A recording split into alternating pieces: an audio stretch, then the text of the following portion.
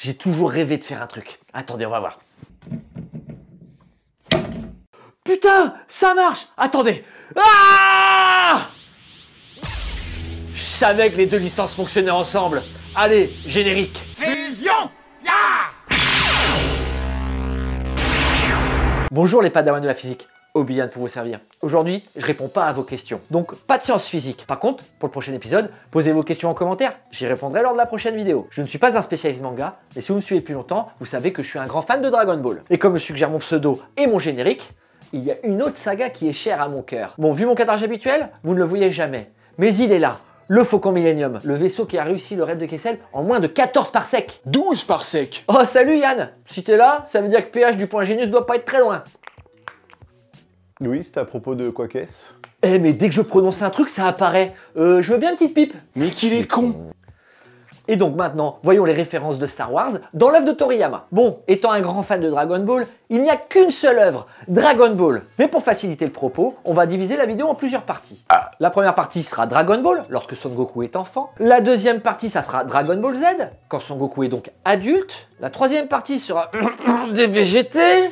Et enfin, on voit Dragon Ball Super quand il est complètement con. Commençons donc par le début, c'est-à-dire par Dragon Ball. On va même attaquer au moment où Son Goku et Chi-Chi se rencontrent pour la première fois. Regardez bien la tenue de Chi-Chi. Et ensuite, regardez mon fantasme. Regardez Leia. Mais pas à n'importe quel moment. Lorsqu'elle est captive de Jabba le Hutt. Never no pace Luke Skywalker, Jedi Knight.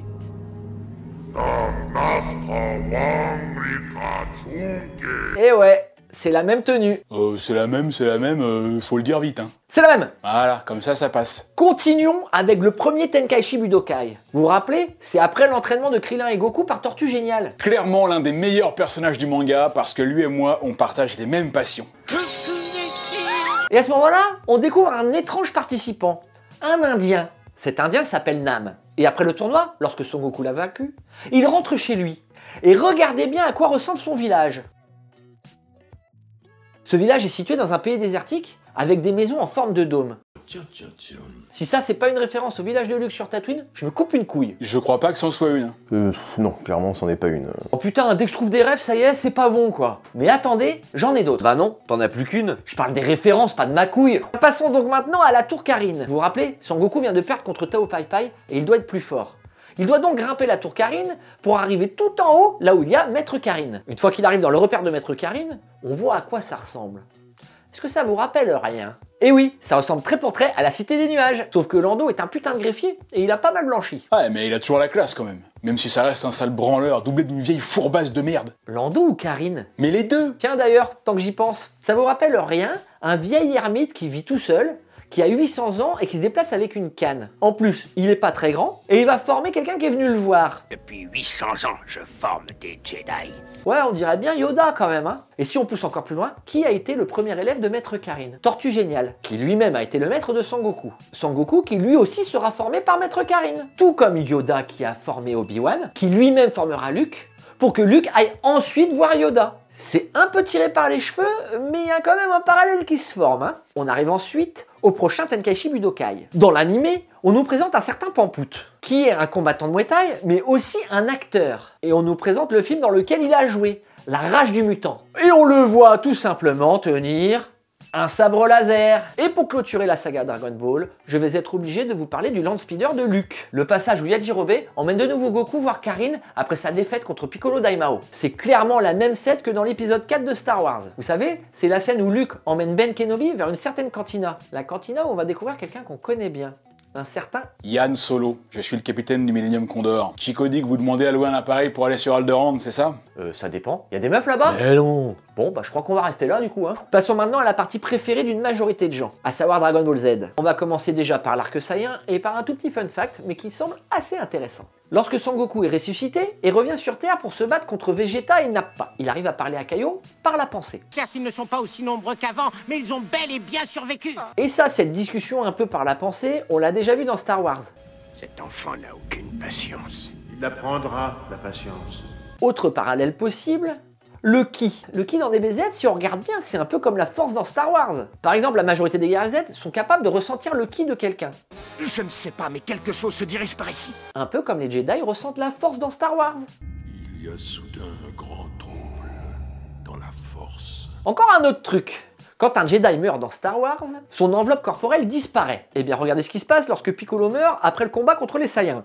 Kami-sama, le très haut pour les Français, quel VF de merde, qui est le double de Piccolo, disparaît également. Je sens bien que tout le monde n'est pas convaincu sur ce que je dis. Passons donc à l'arc Namek, vous allez voir, j'ai quelques pépites. À un moment, Son Goku il s'est fait défoncer. Vous vous rappelez? C'est juste après la fin du combat contre Jinyu. Quand Goku vient de récupérer son corps, il va vraiment pas bien. Il va avoir besoin de se régénérer, il va avoir besoin de se soigner. On le met dans une machine qui va lui permettre de regagner toute sa santé assez rapidement. D'ailleurs, cette machine est aussi utilisée par Vegeta dans cet arc. Mais ça, on l'a déjà vu quelque part, dans l'Empire contre-attaque. On voit la même chose dans Starship Troopers aussi. Vous savez, c'est ce film avec Denise Richards, la femme la plus belle de l'univers à ce moment-là.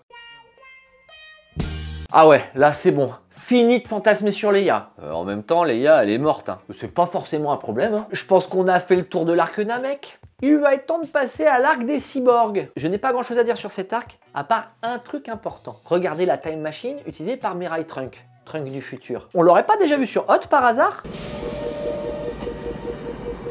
Eh ouais, elle est pas mal celle-là. Et vous n'êtes vraiment pas prêt pour la suite. Pour finir DBZ, il y a encore un arc. L'arc Boo. Mais avant d'en parler, je voudrais partager un truc avec vous. C'est que moi, quand j'ai regardé le Retour du Jedi, quand j'ai vu le Rancor, j'ai flippé ma race. Alors que, pour parler de l'arc Boo, quand j'ai vu Yakon, alors là, ça m'a rien fait du tout. Vous vous rappelez, c'est le démon de Babidi. Et pourtant, c'est les mêmes gars, une vraie référence de Toriyama à Star Wars. Ah bon? Le mec s'auto-proclame fan des deux licences, quoi.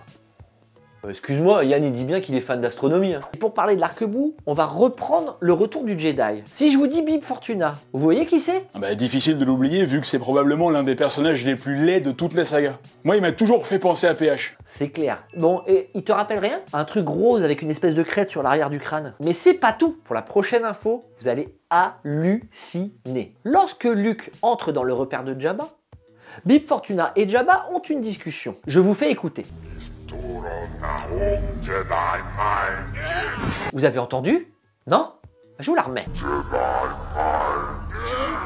Jabba dit Jedi Majin Buu. Majin Buu, vous vous rendez compte? Et voilà, c'est tout pour moi. Ouais, et des BGT? Non, je veux pas parler de DBGT. Regarde-moi ça! Bon, d'accord. Bon, sur la partie DBGT, j'ai deux références à vous montrer. La première référence est peut-être plus un clin d'œil. Mais lorsque Pan, la petite fille de Sangoku, est coincée dans un compacteur à ordures, ça ressemble quand même beaucoup à la scène qui se passe dans Star Wars, non? Ça vous suffit pas? Attendez, la prochaine, c'est obligé, c'est une référence. De quoi je parle? Je vous parle de l'emprisonnement de Trunks dans ce qui ressemble très étrangement à de la carbonite. En plus, regardez la position de Trunks. Il a la même que Han Solo quand lui aussi est enfermé dans une carbonite dans l'Empire contre-attaque. Bon c'est bon pour DBGT, en même temps on va pas trop s'attarder là-dessus. Hein. Maintenant la vidéo n'est quand même pas terminée. Il nous reste un truc à voir. Ça se passe pendant les événements de Dragon Ball Super. Dragon Ball Super, c'est pas aussi nul que DBGT, mais c'est pas terrible non plus. Malgré tout, pour moi, il y a un arc qui est vraiment meilleur par rapport aux autres. C'est l'arc de Black Goku. Regardez-moi le style du mec. Eh bien ça, si c'est pas une référence à Star Wars, je me coupe l'autre couille. C'est exactement la même tenue qu'Anakin dans l'épisode 3, la revanche des Sith. Le pire, c'est qu'on peut même ajouter une référence à la référence. Car Black Goku, tout comme Anakin, à la base, ce sont des gens bien. Ils viennent du côté clair de la Force, ils viennent du côté des gentils. Pour terminer où? Du côté obscur de la Force, du côté des méchants. Un méchant! Bon voilà, je pense que j'ai fait le tour de ce que je voulais vous dire. Il y a plein d'autres références.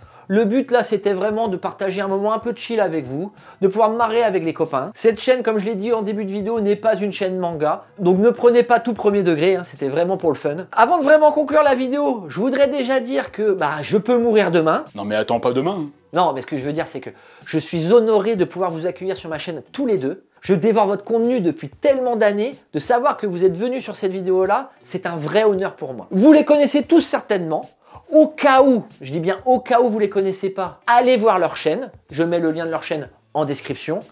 Vous allez apprendre des choses et vous marrer. Donc n'hésitez pas, allez-y si vous ne les connaissez pas. Évidemment, dès la prochaine vidéo, c'est le retour à ce qu'on fait d'habitude, à savoir de la science physique. Je réponds à vos questions. Si vous êtes nouveau sur la chaîne, n'hésitez pas, mettez vos questions en commentaire, j'y répondrai certainement lors d'une prochaine vidéo. D'ailleurs, si cette vidéo vous a plu, n'hésitez pas à mettre un like. Et si vous voulez voir de la science physique, abonnez-vous et mettez la cloche. C'était Obi-Wan qui vous dit que la science soit avec vous.